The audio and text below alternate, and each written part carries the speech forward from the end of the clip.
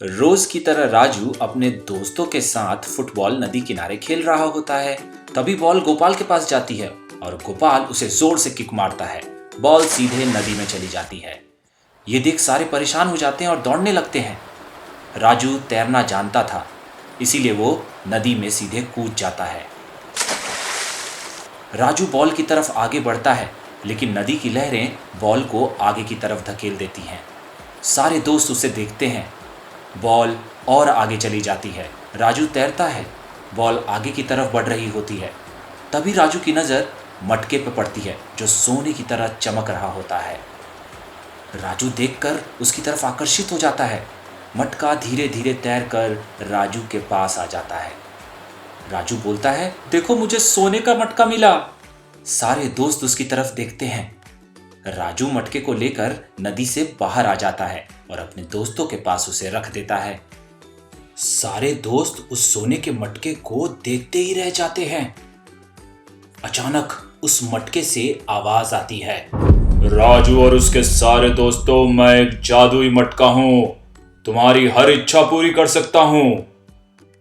मटके की बात सुन सारे दोस्त चौंक जाते हैं और एक दूसरे को देखने लगते हैं।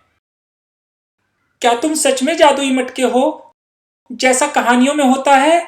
हाँ, मैं एक जादुई मटका हूं, मुझ में जो डालोगे वो 2 गुना हो जाएगा। तभी गोपाल अपने पॉकेट से चॉकलेट निकालकर मटके में डाल देता है। सारे दोस्त अब उस मटके को देख रहे होते हैं। तभी जादुई मटके में हरकत होती है और मटका देखते ही देखते चॉकलेटों से भर जाता है। जादुई मटके का ये जादू देख सारे दोस्त हैरान हो जाते हैं। इतनी चॉकलेट देख सारे दोस्त एक दूसरे को देखने लगते हैं और सारे झपट के मटके से चॉकलेट जेब में भर लेते हैं। अगले दिन राजू के घर के बाहर सारे दोस्त दोबारा मिलते हैं। वो अपनी मनपसंद चीज भी लाए होते हैं अपने साथ, ताकि जादुई मटके का जादू देख सकें। तभी राजू मटके में लड्डू डाल देता है। देखते ही देखते मटके में हरकत होती है और जादुई मटका लड्डुओं से भर जाता है।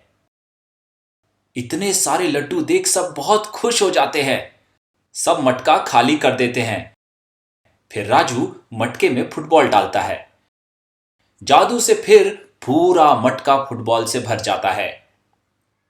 गोपाल हमेशा एक साइकिल चाहता था, इसलिए वो साइकिल की ड्राइंग को मटके में डाल देता है और देखते ही देखते पूरा मटका साइकिल की ड्राइंग वाले कागज से भर जाता है। सारे दोस्त मटके और गोपाल को देख हंसने लगते हैं। रुक जाओ दोस्तों, हम इस मटके का गलत फायदा उठा रहे हैं।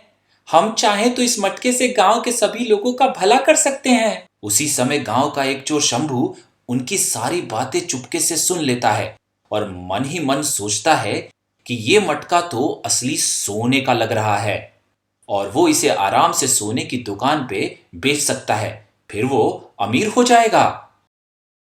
शंभू अचानक बच्चों के पास आता है और डराता है और मटका लेकर वहां से भाग जाता है। सारे दोस्त फुटबॉल को उठाकर शंभू को मारने लगते हैं। फुटबॉल सीधे जाकर शंभू के सर पर लगती है और वो डर कर मटका वहीं छोड़ भाग जाता है।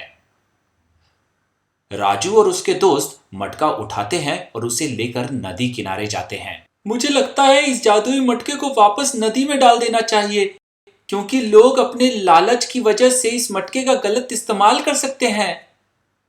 राम राजू की बात सुनकर कहता है कि जब गर्मियों में नदी सूख जाती है तो ये मटका हमारी बहुत मदद कर सकता है, इसीलिए इसे हमारे पास रखना चाहिए।